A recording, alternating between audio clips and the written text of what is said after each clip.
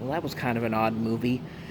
Anyway, I saw the secret. I just saw the Secret Life of Pets 2 coming out of there, and I'll talk about the first movie, which I did already talked about it before in my Grinch review, and pretty much all the Elimination movies. But I really like the first Secret Life of Pets movie. It's pretty much Toy Story, but with pets. But for the most part, I thought it was a decent movie. It was a really good movie. I like the characters in there. I like the animation. I like that story being told there. So I overall enjoyed the first movie, and I was really excited to see the sequel. But even though I was excited to see the sequel, I kind of knew right from the beginning of the marketing that something was off about here because if you remember, the trailers were kind of like they didn't really give you a full crux of the premise. They just give you like these little trailers focusing mainly on the characters. Like you had a trailer for Max, you had a trailer for Gidget, you had a trailer for who's the Lake Bell Cat character again? A Chloe. See, I'm already confused right here. There was one for Snowball, and they had these. Like, they just had these trailers that, at first, they were kind of amusing, but then as the months were getting close to the film's release, yeah, you didn't get a real crux of what the story was going to be. I knew something was kind of off, and even with the full trailer itself, where they kind of reveal most of the premise and all that, something just felt off about it. And then I finally saw the movie, and yeah, it's an odd movie to say the least. Like, I didn't hate it, but I didn't love it either. Like, I didn't really. There's nothing really offensive about it, but I don't think that they really had an idea of what they wanted to do for a sequel because the plot is all over the place. You have these side stories where you have like one subplot's about Max. He's overprotective about his owner's new kid who it turns out the owner has a family now who you like for one thing you don't really know too much about the husband her husband now because what happens is he crashes into her taxi. She sees him while she's walking the dogs, and they both kind of fall in love for each other. And then all of a sudden, they have a kid now. It's a couple years later, and they have a kid now. And I mean, it's not like I said, it's not bad, but just these subplots really don't make a whole lot of sense in terms of like a feature film, because like Max is overprotective of Liam, the kid, and he's also he's like because of the stress he's like scratching himself like dogs do when they get nervous. So most of the time he goes to a vet and they put a cone on him to make him stop scratching, and then he comes across on a road trip to a farm, they come across Harrison Ford's character Rooster the dog, and basically he's there to tell Max, hey, live life. Don't be afraid too much all the time. Just let things happen the way they are. I will say Harrison Ford was one of the best things about this movie, and he did have some of the funnier lines in the film, like the one from the trailer where he's ripping the cone off. He's just like, "There, you're cured, hallelujah." That's I bushed it right there, but in the movie it's funny. But that's one of the subplots. There's another subplot about how while Max is on vacation, Gidget's watching his favorite toy, and then it gets placed inside this crazy cat lady's house, and to get it back, Gidget the dog's got to act like a cat, so he goes to Chloe, and then that kind of happens, and then there's another subplot where Snowball and helps this dog played by Tiffany Haddish, who was okay in the movie. I thought she had some decent moments in there, but there's a part where they have to go and save this Siberian tiger from this pretty much the male version of Cruella de Vil, kind of. He runs a circus, and he's got these wolves and this circus monkey. He has servants there. They're really not that good. I mean, they're really not that memorable at all. They're just there to move the story along, and it's just these weird subplots that, for a TV show, maybe you could have made them work, but as a movie, as a sequel to The Secret Life of Pets, nah, it just doesn't work here.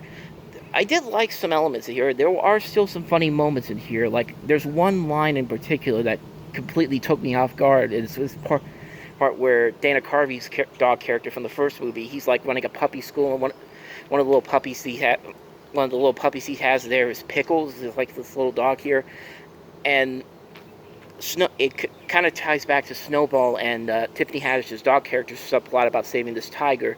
They go to his Snowball basically tells Dana Carvey's character that you gotta watch this tiger. And then the next day, he's just like, that tiger ruined my apartment. And then the little puppy Pickles says something, and then Dana Carvey's pops is just like, well, Pickles is pissed. Like, that took me completely off guard, because you don't usually hear you don't usually hear the word pissed in a kid's film. I think I did hear it one time on Regular Show, though. It was really funny, which, that's even funnier, because Regular Show, it's on Cartoon Network. Cartoon Network's mostly a kid's network, and you don't expect to hear Mordecai tell Rigby, you pissed me off. And, like, it's like, little things like that, I'll give them credit for. That did actually get me to laugh a little bit. And there are those moments here and there. The animation overall is actually pretty good. Like, I like the crisp animation that they have on some of these characters, especially Tiffany Haddish's character with it. Like, there's just something about the way the hair moves on some of these animals that just works. Like, it really feels kind of authentic. It doesn't feel like it's fake or anything, something like that. But what else did I like about this movie? I mean, for the most part, I think it's harmless. It's a harmless movie. I think kids will enjoy this more than someone like me, a 30-year-old who saw the first movie and thought the first movie was pretty good. But, like, I watched this movie, and by the time I was out of it, I was trying to contemplate my thoughts on it and how I felt that it was okay, but not great. Like I said, kids, I think, will enjoy this movie more than the adults would. And it's completely harmless. It's not offensive. I've heard some people even say that Secret Life of Pets 2 was an example of everything that's wrong with kids' movies today. And this is not that. Like, if you really want to see everything that's wrong with kids' movies today, go look for the Emoji Movie. Go look at Nine Lives. Go look at Show Dogs. Those movies where there was clearly no intention to actually make a good movie. It's just pandering down to kids with zero effort whatsoever. Those movies, I think, are everything that's wrong with kids' movies today. This is just a bland sequel. That's the best way to kind of describe it. It's a bland sequel. Like I said, I didn't hate it, but I don't love it either. It's really run-of-the-mill.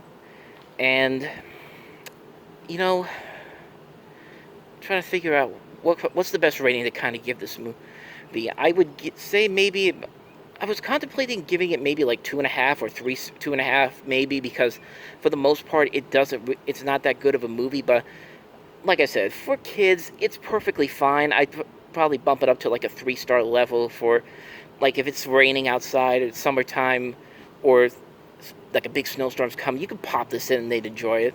But the adults probably wouldn't enjoy it as much as the first movie was.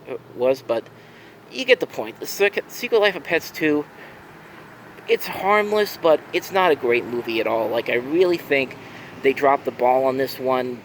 Like, the first movie was such a success, and they were kind of forced into making a sequel, and they really had no ideas to it. I will say one other thing there was one other thing I wanted to talk about. Of course, Max is now played by Patton Oswalt in this movie because of everything that happened with Louis C.K. And as much as I love Patton Oswalt, I think he's very funny, he is not really that good as Max. Like, he's really miscast as that because Louis C.K. and Patton Oswalt have two very distinctive voices. And when you take Louis C.K. from the first movie and put his voice on there, it was like, oh, I miss her so much. Like, that, one of those lines in that movie. And then in this movie, it's just like, well, you know, kind of. It's like, I'm just trying to be like, there's two different versions. There's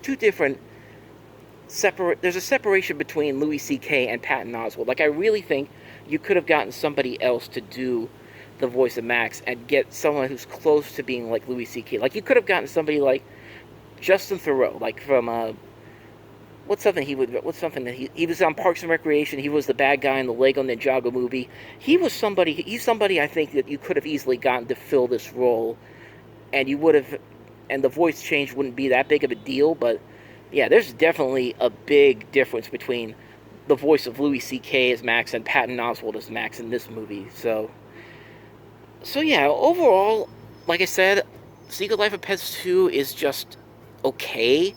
I didn't hate it, but I didn't love it. It just really feels like a borderline pointless sequel. Like, I'd probably put this up there with Mary Poppins Returns as one of the most pointless sequels of recent memory here.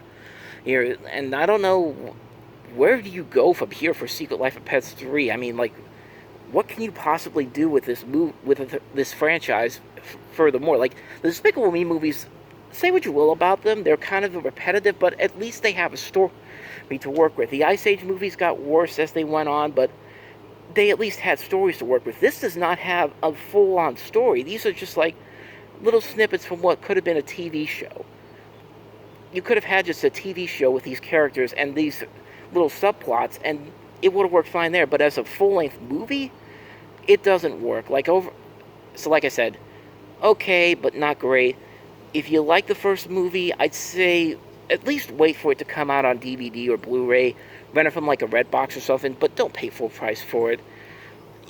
It's just watch the first movie again. I mean, like I said, it's kind of a letdown, but for the most part, it's not terrible, but it's not one I'm going to watch over and over again.